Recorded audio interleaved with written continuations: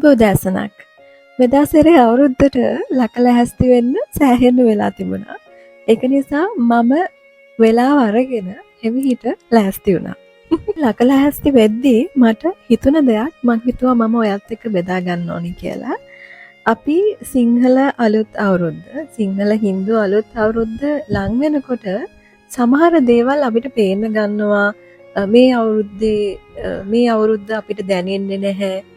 මේ අවුරුද්දත් ගිය අවුරුද්දත් වගේ කිසිම ගාණක් නැහැ.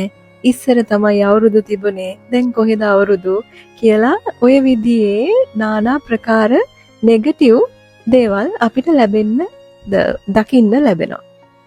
මම ඔයාට කියන්නේ අපේ ජීවිත අපි ගත කරපු විදියයි දැන් ගත කරන විදියයි සංසන්දනය කරන්න එපා. මොකද ජීවිතේ ඉස්සරහට යනවා. ජීවිතේ කවදාවත් අපි පිටිපස්සට යන්නේ නැහැ.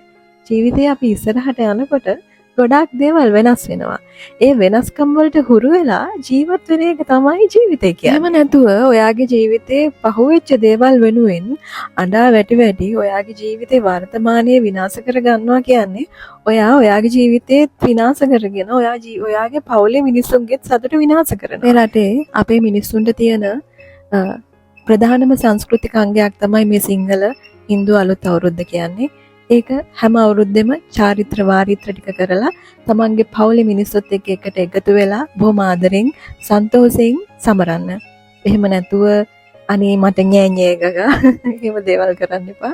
ජීවිතේ තියෙන්න විඳින්න. ජීවිතේ තියෙන්නේ බොහොම සතුටෙන් තමන්ගේ ඈයෝ එක්ක තමන් ආදරය කරන ඈයෝ එක්ක ජීවත් වෙනවම මුළු ජීවිතේම සුබයි. බොහෝ සුබ වෙනවා නියතයි.